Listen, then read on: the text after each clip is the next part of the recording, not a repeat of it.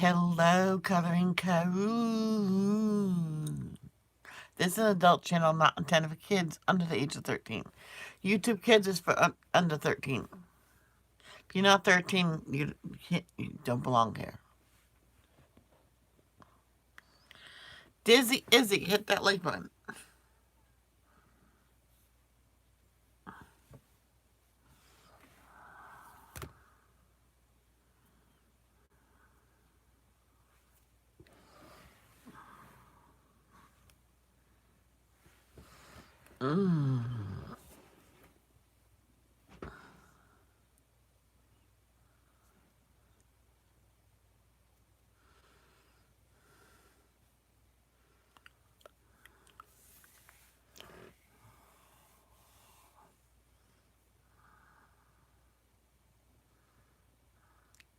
Well, where's my teddy?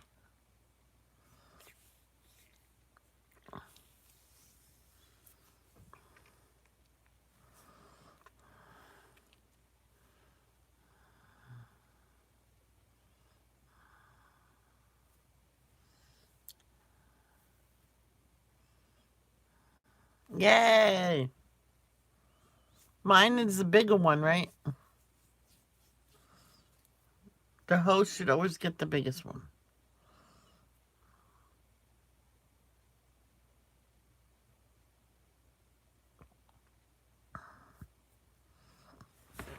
Got that right.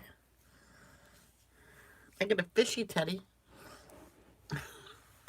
I don't know where oh, fish pillow, I guess you can say it.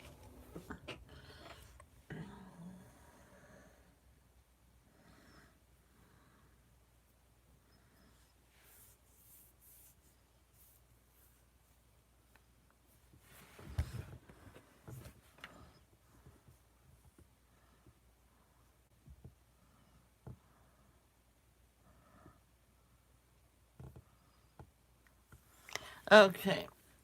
I'll get a sip of my coffee.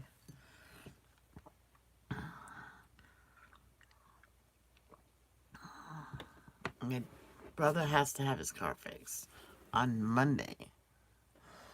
So he has to take my dad's car to work. So my dad can't go nowhere that day.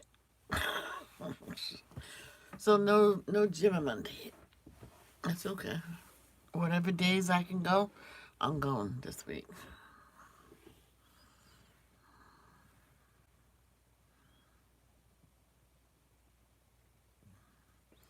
And he has to get his car inspected Tuesday. Hopefully. He has to get two things fixed. He already paid for everything. He just has to go get it fixed. No, he has to get the stuff he has to get fixed. He has to pay for that. But the inspection, he already paid for it.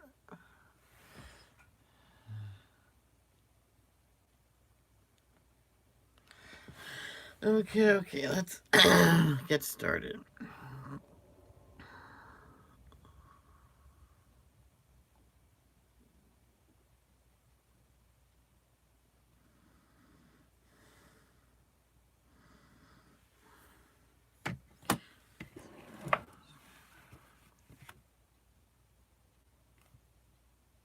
It's about to. Everybody hit the like button if you want me to read the Bible. Come on, come on. Chop, chop, chop, chop. Snookums. I'll read it anyway. Thank you. One more. Okay, let's say the Lord's Prayer. Thank you. Our Father who art in heaven, hallowed be thy name. Thy kingdom come, thy will be done on earth as it is in heaven. Give us this day our daily bread. Forgive us for our trespasses. No. All right, let's start over. That's not how it goes. Our Father who art in heaven, our Father who art in heaven, hallowed be thy name. Thy kingdom come, thy will be done on earth as it is in heaven. Give us this day our daily bread. Forgive us for our trespasses. Forgive those who trespass against us. Lead us not to temptation, but deliver us from evil. For thine is the kingdom, the power, and the glory, forever and ever. Amen.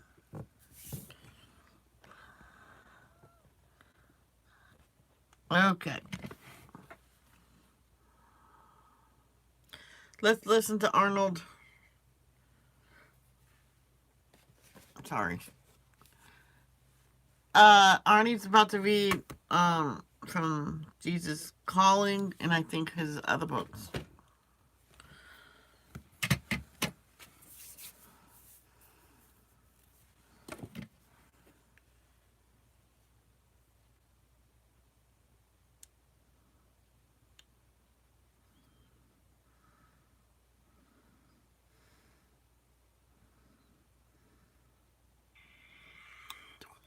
Today's devotion.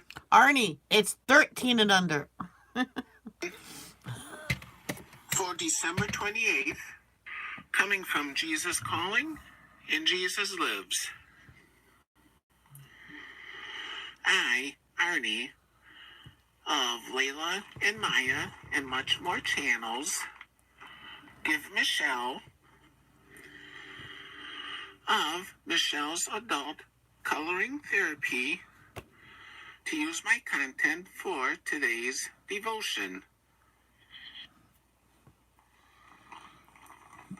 I am your refuge and strength, an ever-present help in trouble. Therefore, you don't need to be afraid of anything, not even cataclysmic circumstances.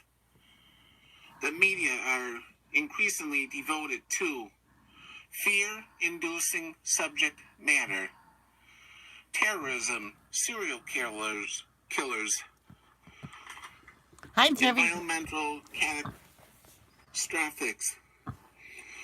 If you focus on such dangers and forget that I am your refuge in all your circumstances, you will become increasingly fearful.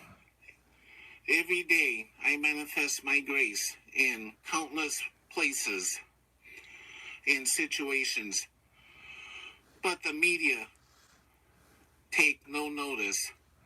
I shower not only blessings but also outright miracles on your planet. As you grow closer to me, I open your eyes to see more and more of my presence all around you. Things that most people hardly notice, like shifting shades of sunlight, fill you with heart-busting joy. You have eyes that see and ears that hear. So proclaim my abiding presence in the world. Then Psalm 46, verses 1 to 3, Psalm 89, verse 15.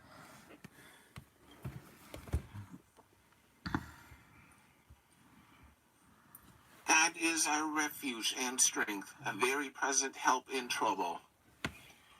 Therefore will not we fear, through the earth be removed, and through the mountains be carried into the midst of the sea. Through the waters thereof war and be troubled. Through the mountains, though the mountains shake with the swelling thereof. Self. Psalm 46, 1 to 3.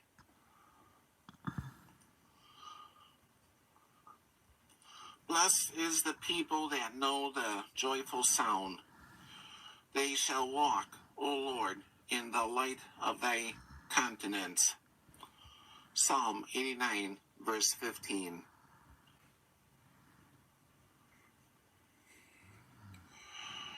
I love you regardless of how well you are performing. Whenever you're struggling with performance anxiety, bring those feelings to me. Your mind has already unmasked this robber of peace many times,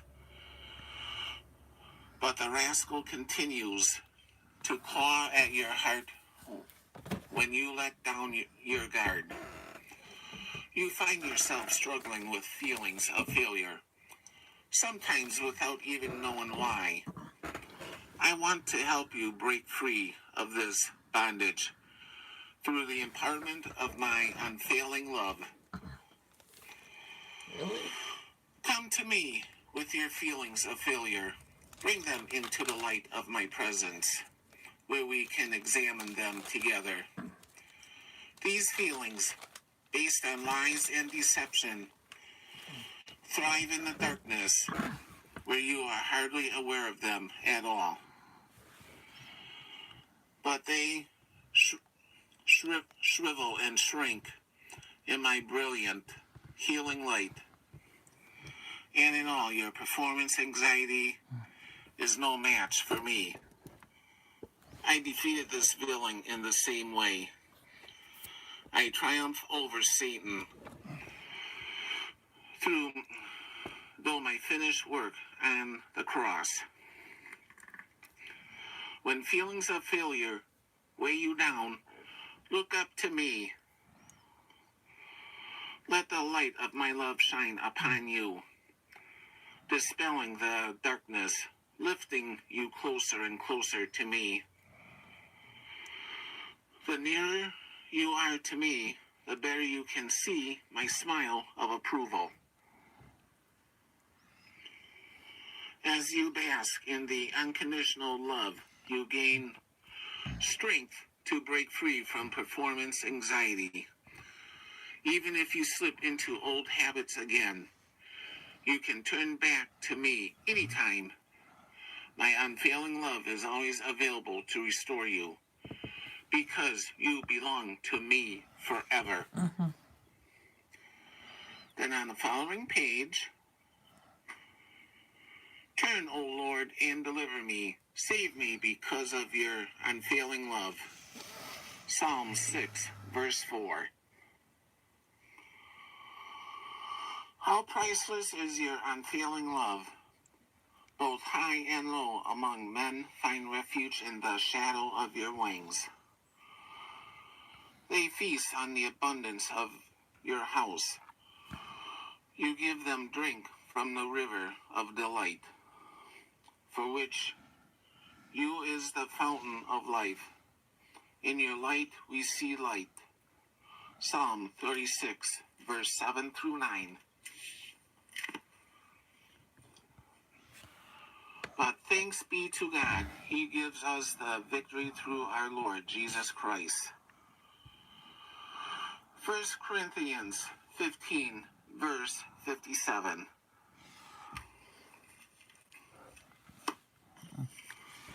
And that's today's devotion, coming from Jesus Lives and Jesus Calling.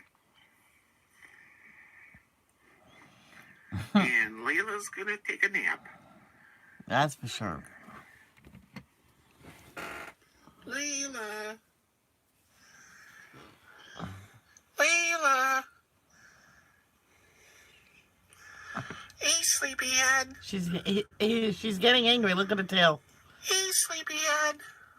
Aww.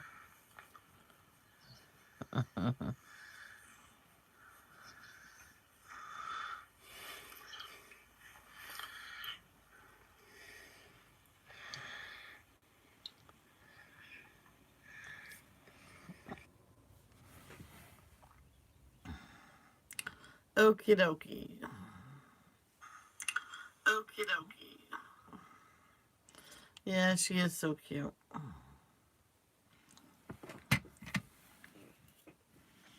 So I need this hooked up because this is about to die, and then we'll listen to dying, y'all. Maybe I'll color. I don't know. I know Monday we can't go nowhere, so.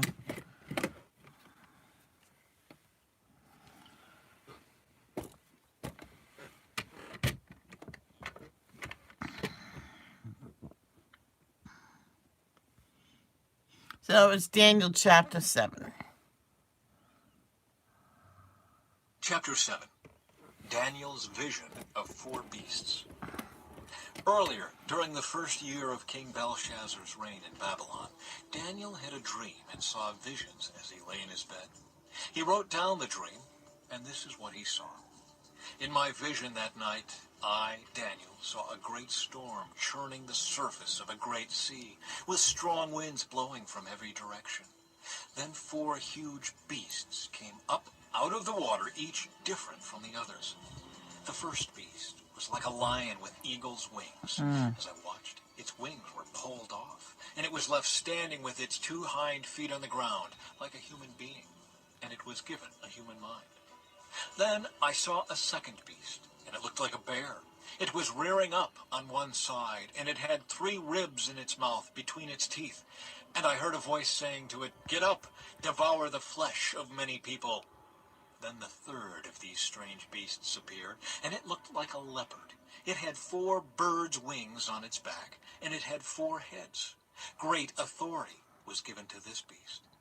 Then, in my vision that night, I saw a 4th beast, terrifying, dreadful, and very strong. It devoured and crushed its victims with huge iron teeth, and trampled their remains beneath its feet. It was different from any of the other beasts, and it had 10 horns. As I was looking at the horns, suddenly another small horn appeared among them. 3 of the first horns were torn out by the roots to make room for it. This little horn had eyes like human eyes, and a mouth that was boasting arrogantly. I watched as thrones were put in place, and the Ancient One sat down to judge. His clothing was as white as snow, his hair like purest wool. He sat on a fiery throne with wheels of blazing fire, and a river of fire was pouring out, flowing from his presence.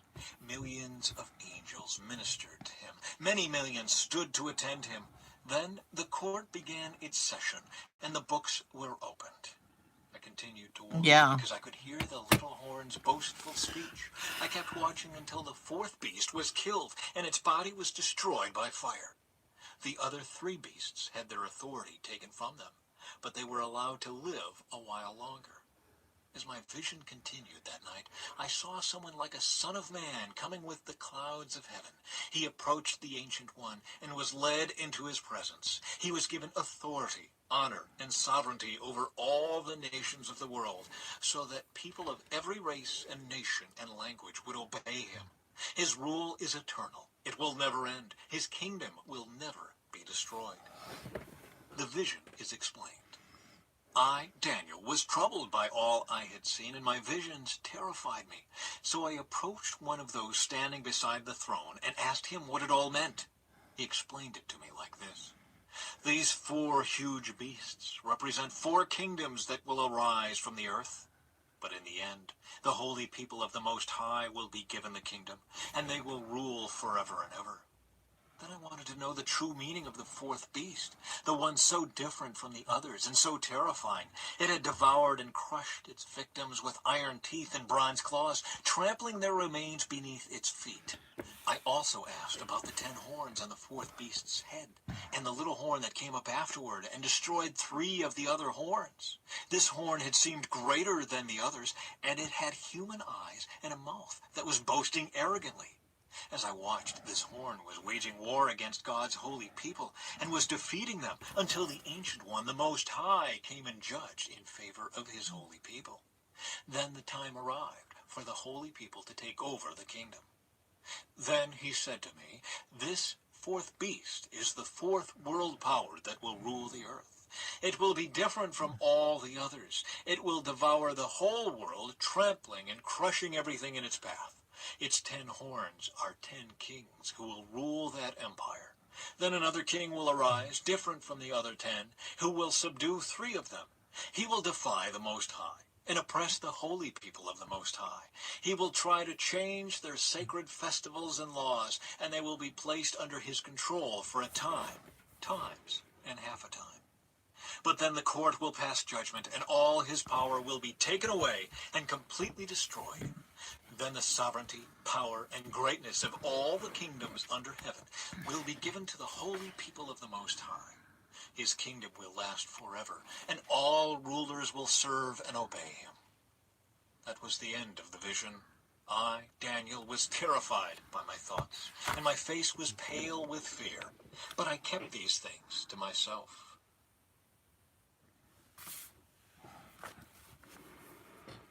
Chapter 8. Not Daniel's yet. vision No, of a I don't ram think it's gonna. and goat. We're not expecting During the snow. third year of King Belshazzar's reign, I, Daniel, saw another vision, following the one that had already appeared to me. In this vision, I was at the fortress of Susa, in the province of Elam, standing beside the Ule River. As I looked up, I saw a ram with 2 long horns standing beside the river. One of the horns was longer than the other, even though it had grown later than the other one. The ram butted everything out of his way to the west, to the north, and to the south, and no one could stand against him or help his victims. He did as he pleased and became very great. While I was watching, suddenly a male goat appeared from the west, crossing the land so swiftly that he didn't even touch the ground. This goat, which had one very large horn between its Monday. eyes, headed toward the 2-horned ram that I had seen standing beside the river, rushing at him in a rage. The goat charged furiously at the ram and struck him, breaking off both his horns. Now the ram was helpless, and the goat knocked him down and trampled him. No one could rescue the ram from the goat's power. The goat became very powerful, but at According to this, it will. I think it's snowing on Monday. Precip. I don't know. What does that mean? 100% humidity, 95%. Winds 14 miles an hour.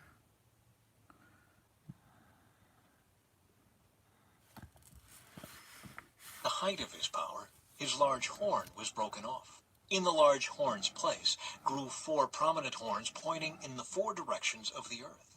Then from one of the prominent horns came a small horn whose power grew very great. It extended toward the south and the east, Yeah, and toward it the is. glorious land of Israel. Its power reached to the heavens, where it attacked the heavenly army, throwing some of the heavenly beings and some of the stars to the ground and trampling them. It even challenged the commander of heaven's army by canceling the daily sacrifices offered to him, and by destroying his temple. The army of heaven was restrained from responding to this rebellion. So the daily sacrifice was halted, and truth was overthrown. The horn succeeded in everything it did. Then I heard 2 holy ones talking to each other. One of them asked, "How long will the events of this vision last? How long will the rebellion that causes desecration stop the daily sacrifices? How long will the temple and heaven's army be trampled on?" The other replied, "It will take 2,300 evenings and mornings. Then the temple will be made right again." Blush Gabriel is new. explains the vision. As I, Daniel, was trying to understand the meaning of this vision, someone who looked like a man stood in front of me, and I heard a human voice calling out from the Ule River, "Gabriel, tell this man the meaning of his vision." As Gabriel approached the place where I was standing, I became so terrified that I fell with my face to the ground. "Son of man," he said, "you must understand that the events you have seen in your vision relate to the time of the end." While he was speaking, I fainted and lay there with my face to the ground. But Gabriel roused me with a touch and helped me to my feet. Then he said, "I am here to tell you what will happen later in the time of wrath." I usually don't make resolutions because I can't keep them. But this year I'll try to get a job once again, but no one wants to hire anybody that's been fired. And another thing, New Year's resolution is to finish one of my coloring books. What you have seen pertains to the very end of time. The 2-horned ram represents the kings of Media and Persia. The shaggy male goat represents the king of Greece. And the large horn between his eyes represents the first king of the Greek Empire. The 4 prominent horns that replace the one large horn show that the Greek Empire will break into 4 kingdoms, but none as great as the first. At the end of their rule, when their sin is at its height, a fierce king, a master of intrigue, will rise to power. He will become very strong, but not by his own power. He will cause a shocking amount of destruction and succeed in everything he does. He will destroy powerful leaders and devastate the holy people. He will be a master of deception and will become arrogant.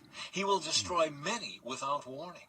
He will even take on the Prince of Princes in battle, but he will be broken, though not by human power.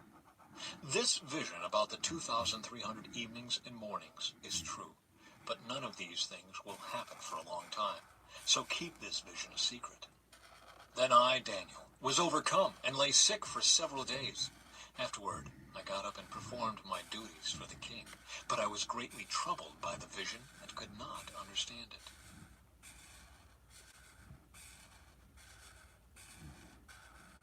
Chapter 9. Daniel's Prayer for His People.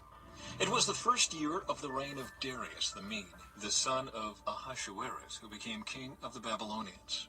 During the first year of his reign, I, Daniel, learned from reading the word of the Lord as revealed to Jeremiah Exactly, the prophet, anything is that possible. Jerusalem must Let's lie flip this desolate. camera so you can watch me color. So I turned to the Lord God and pleaded with him in prayer and fasting. I also wore rough burlap and sprinkled myself with ashes.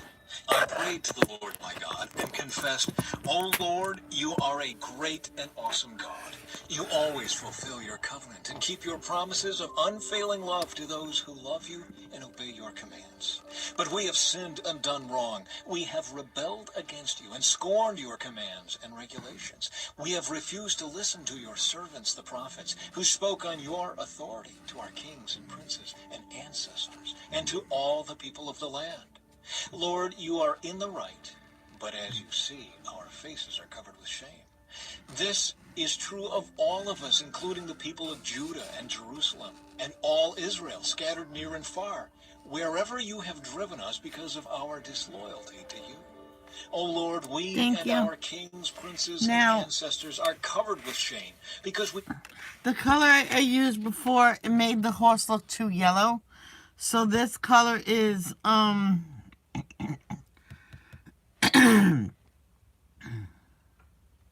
forget what color. Anyway, it looks better. I wanted it to look like a beige white, but, you know, I don't have those colors and these markers. These markers are old, and they've been sitting around for a year without using, and someone gave them to me. So, one color I was going to try out, and it came out like green. So, some of the colors are bad, and it is possible to get a bad color. Because one time I had a brown, and it came out as green, and that was Crayola. So, and then I used the yellow. I don't know what shade of yellow. This one, the braids came from a marker that was labeled yellow. I can't remember what color that is. And that's gel pen, and that's these markers. We have sinned against you, but the Lord our God is merciful and forgiving, even though we have rebelled against him. We have not obeyed the Lord our God, for we have not followed the instructions he gave us through his servants, the prophets. All Israel has disobeyed your instruction and turned away, refusing to listen to your voice. So now the solemn curses and judgments written in the law of Moses, the servant of God, have been poured down on us because of our sin. You have kept your word and done to us and our rulers exactly as you warned. Never has there been such a disaster as happened in Jerusalem. Every curse written against us in the law of Moses has come true. Yet we have refused to seek mercy from the Lord our God by turning from our sins and recognizing his truth. Therefore the Lord has brought upon us the disaster he prepared. The Lord our God was right to do all of these things, for we did not obey him.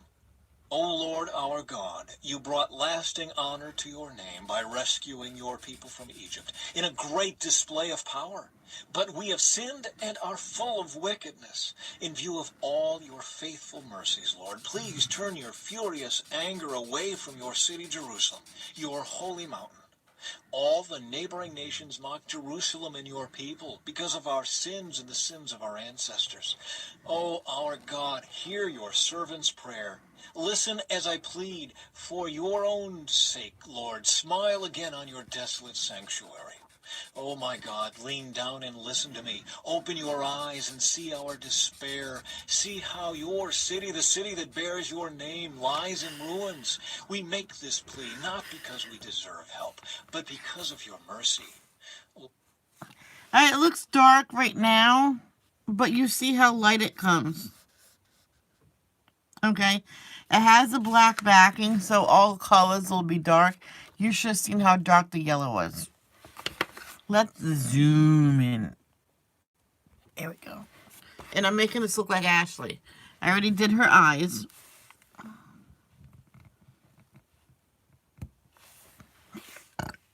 O Lord, hear. O Lord, forgive. O Lord, listen and act. For your own sake, do not delay, O my God. For your people and your city bear your name.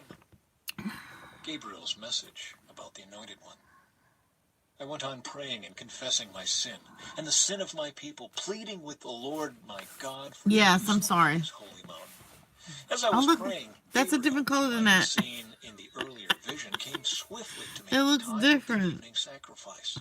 He explained to me, The Daniel, frig? I have come here to It's the give you same insight one. and understanding. The moment you began praying, a That's command was darker, I given. guess. And now I am here to tell you what it was, for you are very precious to God. Listen carefully so that you can understand the meaning of your vision. A period of 70 sets of 7 has been decreed for your people and your holy city to finish their rebellion, to put an end to their sin, to atone for their guilt, to bring in everlasting righteousness, to confirm the prophetic vision, and to anoint the most holy place. Now listen and understand. 7 sets of 7 plus 62 sets of 7 will pass from the time the command is given to rebuild Jerusalem until a ruler, the Anointed One, comes. Jerusalem will be rebuilt with streets and strong defenses, despite the perilous times. After this period of 62 sets of 7, the Anointed One will be killed, appearing to have accomplished nothing, and a ruler will arise It's the whose same armies marker. will destroy the city and the temple. The end I don't will get come it. with a flood, and war and its miseries are decreed. Don't forget, this is a grayscale book. So, From that time to the very end, the ruler will make a treaty with the people I'm going for to a go period over it of again 1 on the set arm. of 7. But after half this time, he will put an end to the sacrifices and offerings. And as a climax to all his terrible deeds, he will set up a sacrilegious object that causes desecration until the fate decreed for this defiler is finally poured out on him.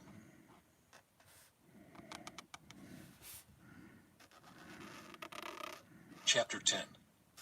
Daniel's vision of a messenger. In the 3rd year of the reign of King Cyrus of Persia, Daniel, also known as Belteshazzar, had another vision. He understood that the vision concerned events certain to happen in the future, times of war and great hardship. When this vision came to me, I, Daniel, had been in mourning for 3 whole weeks. All that time I had eaten how no dark? rich food, no meat or wine crossed my lips, and I used no fragrant lotions until those 3 weeks had passed. On April 23, as I was standing on the bank of the great Tigris River, I looked up and saw a man dressed in linen clothing, with a belt of pure gold around his waist. His body looked like a precious gem. His face flashed like lightning, and his eyes flamed like torches. His arms and feet shone like polished bronze, and his voice roared like a vast multitude of people. Only I, Daniel, saw this vision. The men with me saw nothing, but they were suddenly terrified and ran away to hide. So I was left there all alone to see this amazing vision. My strength left me. My face grew deathly pale, and I felt very weak. Then I heard the man speak, and when I heard the sound of his voice, I fainted and lay there with my face to the ground. Just then, a hand touched me and lifted me, still trembling, to my hands and knees. And the man said to me, Daniel, you are very precious to God, so listen carefully to what I have to say to you. Stand up, for I have been sent to you. When he said this to me, I stood up, still trembling. Then he said, don't be afraid, Daniel. Since the first day you began to pray for understanding and to humble yourself before your God, your request has been heard in heaven. I have come in answer to your prayer. But for 21 days, That will the lighten up. spirit prince of the kingdom of Persia blocked my way. Hopefully. Then Michael, one of the archangels, came to help me, and I left him there with the spirit prince of the kingdom of Persia. Now I am here to explain what will happen to your people in the future, for this vision concerns a time yet to come. While he was speaking to me, I looked down at the ground, unable to say a word. Then the one who looked like a man touched my lips, and I opened my mouth and began to speak. I said to the one standing in front of me, I am filled with anguish because of the vision I have seen, my lord, and I am very weak. How can someone like me, your servant, talk to you, my lord? My strength is gone, and I can hardly breathe. Then the one who looked like a man touched me again, and I felt my strength returning. Don't be afraid, he said, for you are very precious to God. Peace, be encouraged, be strong. As he spoke these words to me, I suddenly felt stronger and said to him, Please speak to me, my lord, for you have strengthened me. He replied, Do you know why I have come? Soon I must return to fight against the spirit prince of the kingdom of Persia, and after that the spirit prince of the kingdom of Greece will come. Meanwhile, I will tell you what is written in the book of truth. No one helps me against these spirit princes except Michael, your spirit prince. I have been standing beside Michael to support and strengthen him since the first year of the reign of Darius the Mede. Chapter 11. Kings of the South and North. Now then, I will reveal the truth to you. 3 more Persian kings will reign, to be succeeded by a 4th, far richer than the others. He will use his wealth to stir up everyone to fight against the kingdom of Greece. Then a mighty king will rise to power who will rule with great authority and accomplish everything he sets out to do. But at the height of his power, his kingdom will be broken apart and divided into 4 parts. It will not be ruled by the king's descendants, nor will the kingdom hold the authority it once had, for his empire will be uprooted and given to others. The king of the south will increase in power, but one of his own officials will become more powerful than he, and will rule his kingdom with great strength. Some years later, an alliance will be formed between the king of the north and the king of the south. The daughter of the king of the south will be given in marriage to the king of the north to secure the alliance, but she will lose her influence over him, and so will her father. She will be abandoned along with her supporters. But when one of her relatives becomes king of the south, he will raise an army and enter the fortress of the king of the north and defeat him. When he returns to Egypt, he will carry back their idols with him, along with priceless articles of gold and silver. For some years afterward, It he didn't will leave lighten the up. king of the north alone. It did not lighten up. Later, the king of the north will invade the realm of the king of the south, Oh, but will no. soon return to his own land. However, the sons of the king of the north will assemble a mighty army that will advance like a flood and carry the battle as far as the enemy's fortress. Then, in a raid, The second layer was a big mistake. Look how weird she looks now. the king of the south will rally against the vast forces assembled by the king of the north and will defeat them. After the enemy army is swept away, the king of the south will be filled with pride and will execute many thousands of his enemies. But his success will be short-lived. A few years later, the king of the north will return with a fully equipped army far greater than before. At that time, there will be a general uprising against the king of the south. Violent men among your own people will join them in fulfillment of this vision, but they will not succeed. Then the king of the north will come and lay siege to a fortified city and capture it. The best troops of the south will not be able to stand in the face of the onslaught. The king of the north will march onward, unopposed. None will be able to stop him. He will pause in the glorious land of Israel, intent on destroying it. He will make plans to come with the might of his entire kingdom and will form an alliance with the king of the south. He will give him a daughter in marriage in order to overthrow the kingdom from within, but his plan will fail. After this, he will turn his attention to the coastland and conquer many cities. But a commander from another land will put an end to his insolence and cause him to retreat in shame. He will take refuge in his own fortresses, but will stumble and fall and be seen no more. His successor will send out a tax collector to maintain the royal splendor. But after a very brief reign, he will die, though not from anger or in battle. The next to come to power will be a despicable man who is not in line for royal succession. He will slip in when least expected and take over the kingdom by flattery and intrigue. Before him, great armies will be swept away, including a covenant prince. With deceitful promises, he will make various alliances. He will become strong despite having only a handful of followers. Without warning, he will enter the richest areas of the land. Then he will distribute among his followers the plunder and wealth of the rich, something his predecessors had never done. He will plot the overthrow of strongholds, but this will last for only a short while. Then he will stir up his courage and raise a great army against the king of the south. The king of the south will go to battle with a mighty army, but to no avail. For there will be plots against him. His own household will cause his downfall. His army will be swept away, and many will be killed. Seeking nothing but each other's harm, these kings will plot against each other at the conference table, attempting to deceive each other. But it will make no difference, for the end will come at the appointed time. The king of the north will then return home with great riches. On the way, he will set himself against the people of the Holy Covenant, doing much damage before continuing his journey. Then, at the appointed time, he will once again invade the south, but this time the result will be different. For warships from western coastlands will scare him off, and he will withdraw and return. But he will vent his anger against the people of the Holy Covenant and reward those who forsake the covenant. His army will take over the temple fortress, pollute the Oh my sanctuary, God. put a stop to the daily sacrifices, and set up the Thank you so much, Jerry. I appreciate it.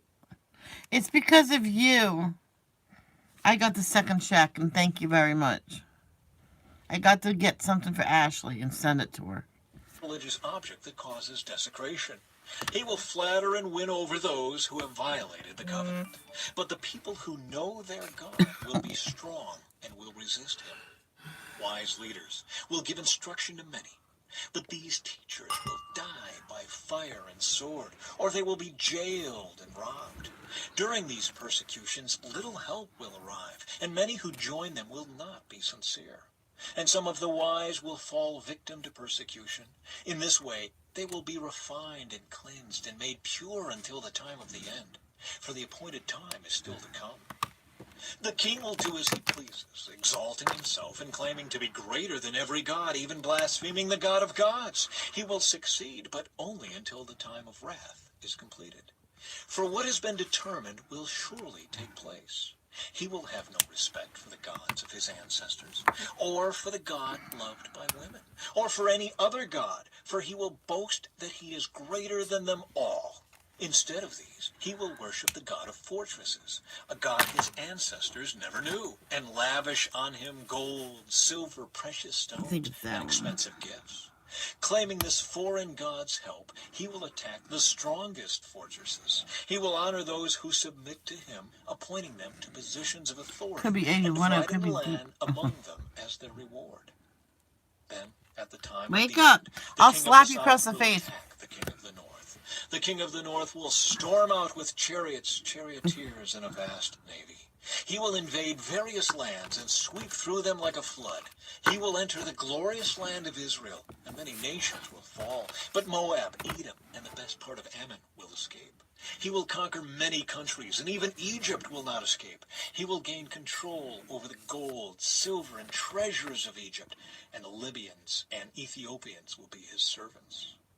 But then news from the east and the north will alarm him, and he will set out in great anger to destroy and obliterate many. He will stop between the glorious holy mountain and the sea, and will pitch his royal tents. But while he is there, his time will suddenly run out, and no one Me will know too. him. Yum, yum, yum.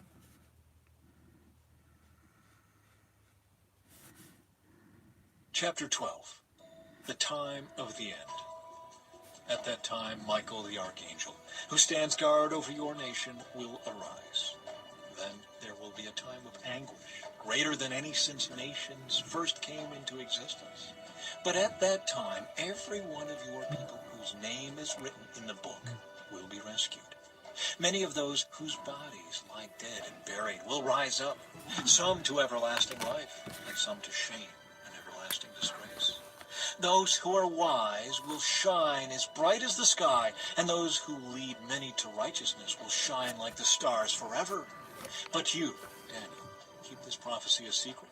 Seal up the book until the time of the end, when many will rush here and there, and knowledge will increase.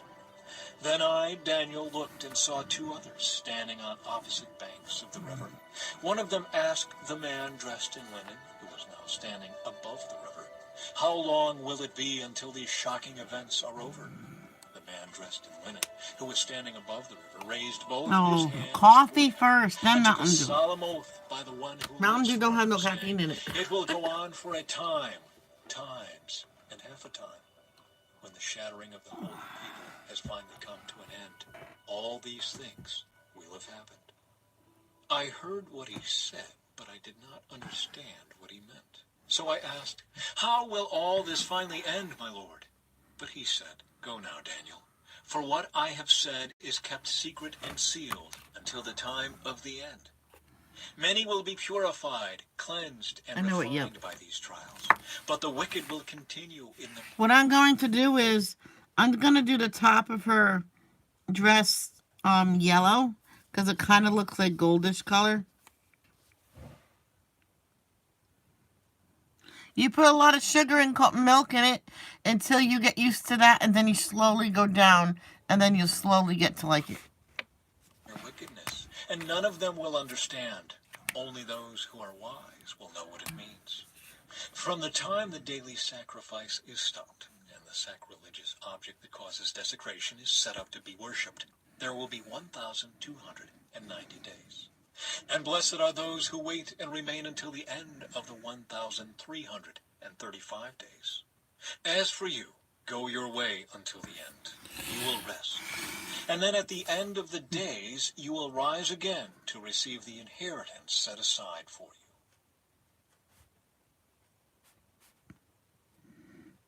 The book of Hosea, chapter 1. Now, we'll listen to The Lord Hosea. gave this message to Hosea, son of Beeri, during the years when Uzziah, Jotham, Ahaz, and Hezekiah were kings of Judah, and Jeroboam, son of Jehoash, was king of Israel. Hosea's wife and children. When the Lord first began speaking to Israel through Hosea, he said to him, "Go and marry a prostitute, so that some of her children will be conceived in prostitution." This will illustrate how Israel has acted like a prostitute by turning against the Lord and worshiping other gods. So Hosea married Gomer, the daughter of Diblaim, and she became pregnant and gave Hosea a son. And the Lord said, "Name the child Jezreel, for I am about to punish King Jehu's dynasty to avenge the murders he committed at Jezreel. In fact, I will bring an end to Israel's independence. I will break its military power in the Jezreel Valley." Soon Gomer became pregnant again and gave birth to a daughter. And the Lord said to Hosea, "Name your daughter Lo-Ruhamah, not Lo, for I will no longer show love to the people of Israel or forgive them, but I will show love to the people of Judah. I will free them from their enemies, not with weapons and armies or horses and charioteers, but by my power as the Lord their God." After Gomer weaned Lo-Ruhamah, she again became pregnant and gave birth to a second son. And the Lord said, "Name him Lo-Ammi, not my people. For Israel is not my people, and I am not their God." Yet the time will come when Israel's people will be like the sands of the seashore, too many to count. Then, at the place where they were told, "You are not my people," it will be said, "You are children of the living God." Then the people of Judah and Israel will unite together. They will choose one leader for themselves, and they will return from exile together. What a day that will be, the day of Jezreel, when God will again plant his people in his land. In that day you will call your brothers Ammi, my people, and you will call your sisters Ruhamah, the ones I love. Chapter 2. Charges against an unfaithful wife. But now bring charges against Israel, your mother, for she is no longer my wife, and I am no longer her husband. Tell her to remove the prostitute's makeup from her face and the clothing that exposes her breasts. Otherwise I will strip her as naked as she was on the day she was born. I will leave her to die of thirst, as in a dry and barren wilderness. And I will not love her children, for they were conceived in prostitution. Their mother is a shameless prostitute and became pregnant in a shameful way. She said, I'll run after other lovers and sell myself to them for food and water, for clothing of wool and linen, and for olive oil and drinks. For this reason I will fence her in with thorn bushes. I will block her path with a wall to make her lose her way. When she runs after her lovers, she won't be able to catch them. She will search for them, but not find them. Then she will think I might as well return to my husband, for I was better off with him than I am now. She doesn't realize it was I who gave her everything she has, the grain, the new wine, the olive oil. I even gave her silver and gold, but she gave all my gifts to Baal. But now I will take back the ripened grain and new wine I generously provided each harvest season. I will take away the wool and linen clothing I gave her to cover her nakedness. I will strip her naked in public while all her lovers look on.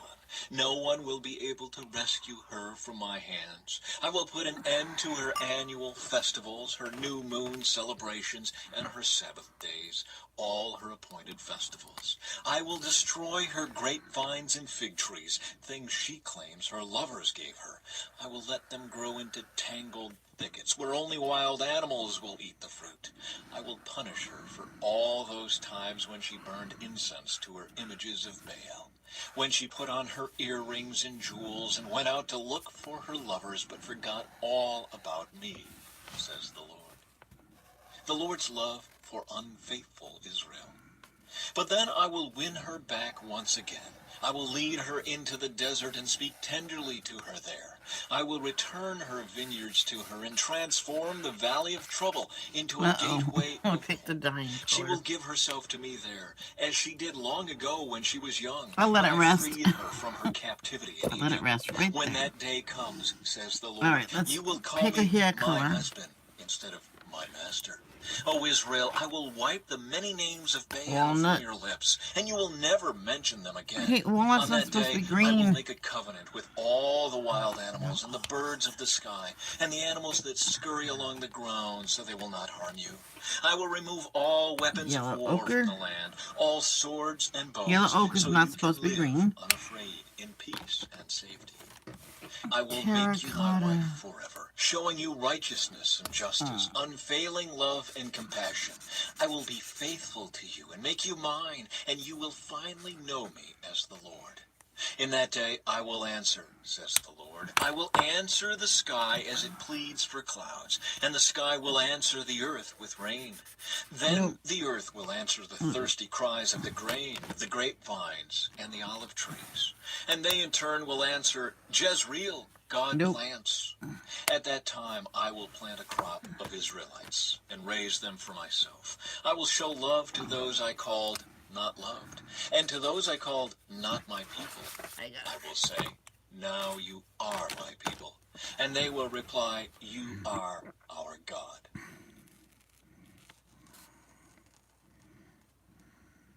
Chapter 3. Hosea's wife is redeemed.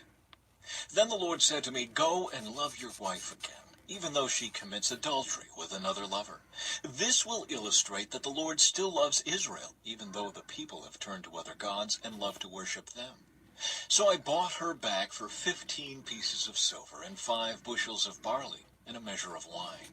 Then I said to her, you must live in my house for many days and stop your prostitution. During this time you will not have sexual relations with anyone, not even with me. This shows that Israel will go a long time without a king or prince, and without sacrifices, sacred pillars, priests, or even idols. But afterward, the people will return and devote themselves to the Lord their God and to David's descendant, their king. In the last days, they will tremble in awe of the Lord and of his goodness. Chapter 4. The Lord's Case Against Israel. Hear the word of the Lord, O people of Israel. The Lord has brought charges against you, saying, there is no faithfulness, no kindness, no knowledge of God in your land. You make vows and break them. You kill and steal and commit adultery.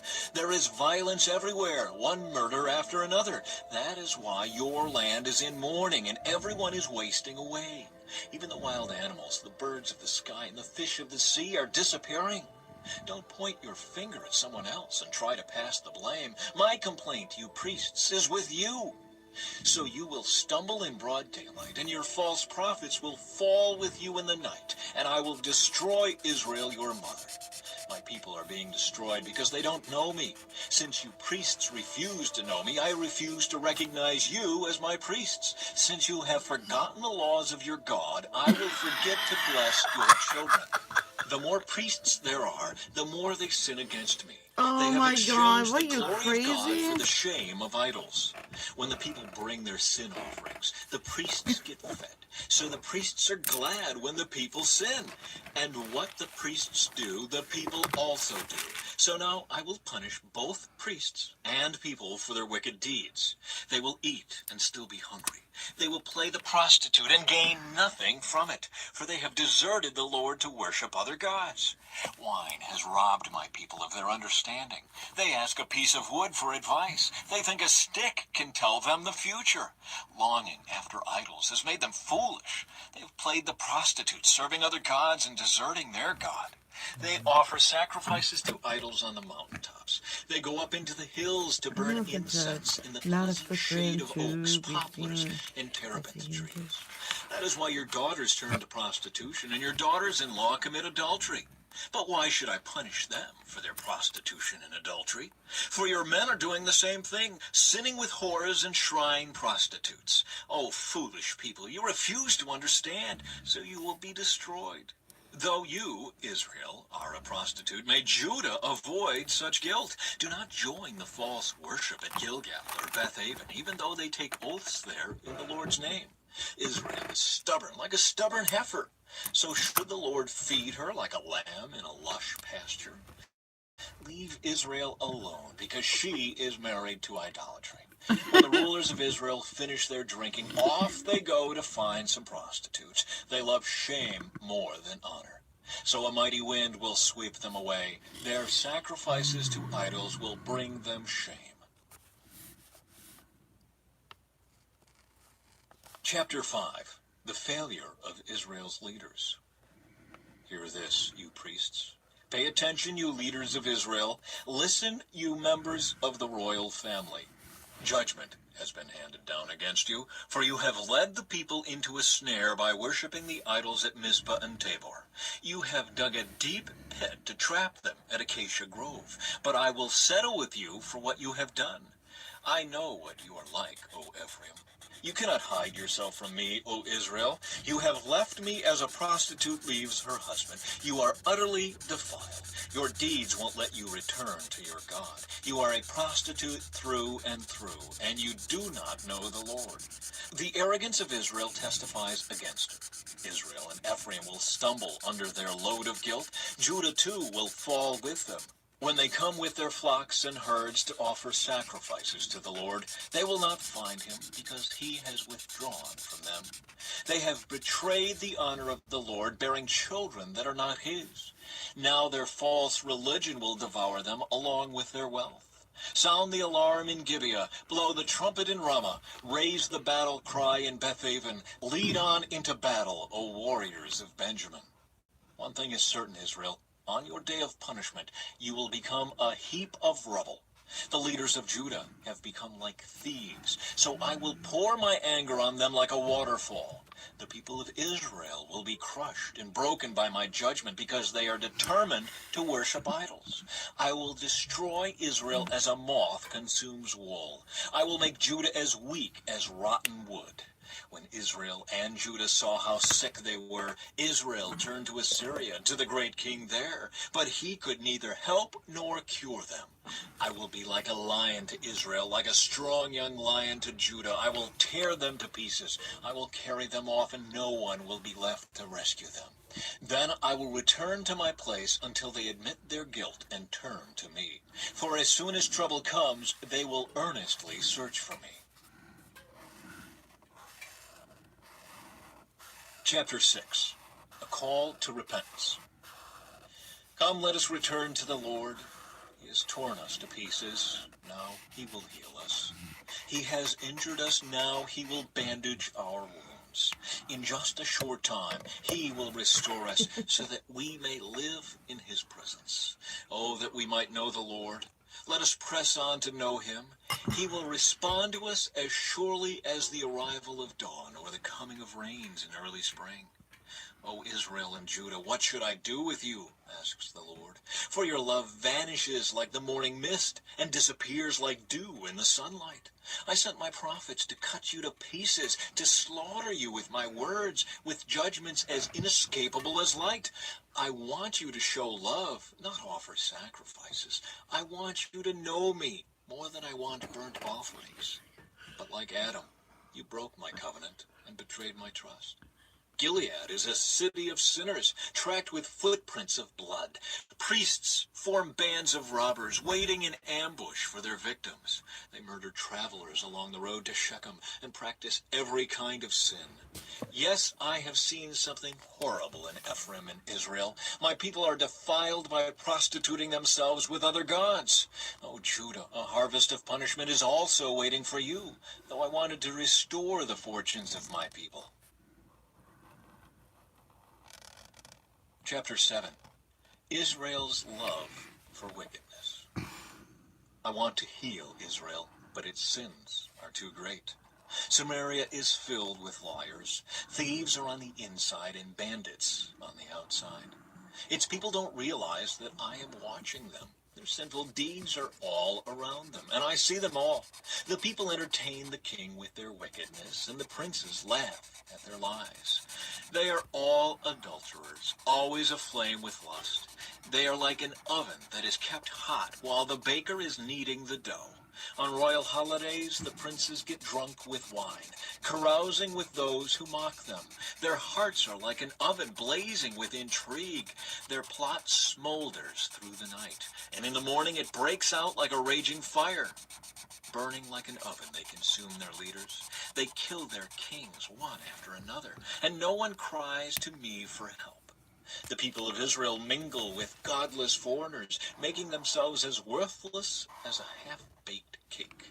Worshipping foreign gods has sapped their strength, but they don't even know it. Their hair is gray, but they don't realize they're old and weak. Their arrogance testifies against them, yet they don't return to the Lord their God or even try to find him.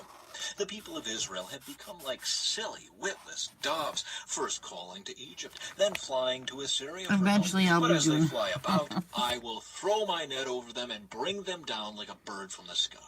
I will punish them for all the evil they do. What sorrow awaits those who have deserted me. Let them die, for they have rebelled against me. I wanted to redeem them, but they have told lies about me. They do not cry out to me with sincere hearts. Instead, they sit on their couches and wail. They cut themselves, begging foreign gods for grain and new wine, and they turn away from me. I trained them and made them strong, yet now they plot evil against me. They look everywhere except to the Most High. They are as useless as a crooked bow. Their leaders will be killed by their enemies because of their insolence toward me. Then the people of Egypt will laugh at them. What happened? Chapter 8. Israel harvests the whirlwind. Sound the alarm. The enemy descends like an eagle on the people of the Lord. For they have broken my covenant and revolted against my law. Now Israel pleads with me, help us, for you are our God. But it is too late. The people of Israel have rejected what is good, and now their enemies will chase after them. The people have appointed kings without my consent, and princes without my knowledge. By making idols for themselves from their silver and gold, they have brought about their own destruction. O Samaria, I reject PU this one? calf, this What? idol you have made. My fury burns against you. How long will you be incapable of innocence? This calf you worship, O Israel, was crafted by your own hands. It is not God. Therefore it must be smashed to bits. They have planted the wind and will harvest the whirlwind. The stalks of grain wither and produce nothing to eat. And even if there is Oh, the any stinky grain, one? foreigners Nehemiah? will eat it. The people of Israel have been swallowed up. They lie among the nations like an old discarded pot. Like a wild donkey looking for a mate, they have gone up to Assyria. The people of Israel have sold themselves to many lovers. But though they have sold themselves to many allies, I will now gather them together for judgment. Then they will writhe under the burden of the great king. Israel has built many altars to take away sin, but these very altars became places for sinning, even though I gave them all my law. All right, let's listen to this.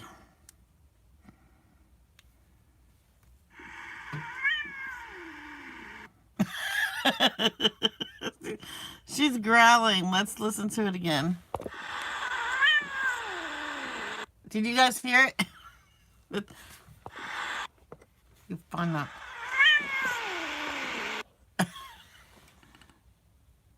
They act as if those laws don't apply to them. The people of Israel love their rituals of sacrifice, but to me, their sacrifices are all meaningless. I will hold my people accountable for their sins, and I will punish them. They will return to Egypt. Israel has forgotten its maker and built great palaces, and Judah has fortified its cities. Therefore, I will send down fire on their cities and will burn up their fortresses. Chapter 9. Hosea announces Israel's punishment. O people of Israel, do not rejoice as other nations do. For you have been unfaithful to your God, hiring yourselves out like prostitutes, worshiping other gods on every threshing floor. So now your harvests will be too small to feed you. There will be no grapes for making new wine. You may no longer stay here in the Lord's land. Instead, you will return to Egypt. And in Assyria you will eat food that is ceremonially unclean. There you will make no offerings of wine to the Lord. None of your sacrifices there will please him. They will be unclean, like food touched by a person in mourning. All who present such sacrifices will be defiled. They may eat this food themselves, but they may not offer it to the Lord. What then will you do on festival days? How will you observe the Lord's festivals? Even if you escape destruction from Assyria, Egypt will conquer you, and Memphis will bury you. Nettles will take over your treasures of silver. Thistles will invade your ruined homes. The time of Israel's punishment has come. The day of payment is here. Soon Israel will know this all too well. Because of your great sin and hostility, you say, the prophets are crazy, and the inspired men are fools. The prophet is a watchman over Israel for my God, yet traps are laid for him wherever he goes. He faces hostility even in the house of God. The things my people do are as depraved as what they did in Gibeah long ago. God will not forget. He will surely punish them for their sins. The Lord says, O Israel, when I first found you, it was like finding fresh grapes in the desert. When I saw your ancestors, it was like seeing the first ripe figs of the season. But then they deserted me for Baal Peor, giving themselves to that shameful idol. Soon they became vile as the God they worshipped. The glory of Israel will fly away like a bird, for your children will not be born, or grow in the womb, or even be conceived. Even if you do have children who grow up, I will take them from you. It will be a terrible day when I turn away and leave you alone. I have watched Israel become as beautiful as Tyre, but now Israel will bring out her children for slaughter. O Lord, what should I request for your people? I will ask for wombs that don't give birth, and breasts that give no milk. The Lord says, all their wickedness began at Gilgal. There I began to hate them. I will drive them from my land because of their evil actions. I will love them no more because all their leaders are rebels. The people of Israel are struck down. Their roots are dried up. and they will bear no more fruit. And if they give birth, I will slaughter their beloved children. Oh, My God will reject the people of Israel because they will not listen or obey. They will be wanderers, whoops, sorry. homeless among the nations. And that is it. So what do you think of this?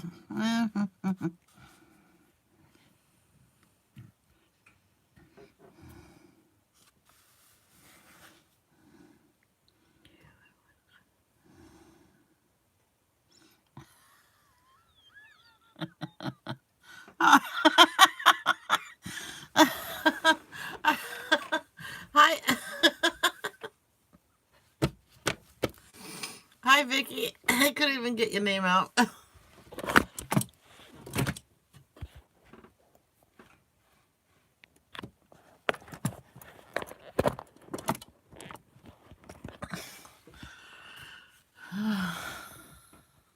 Yeah, peekaboo.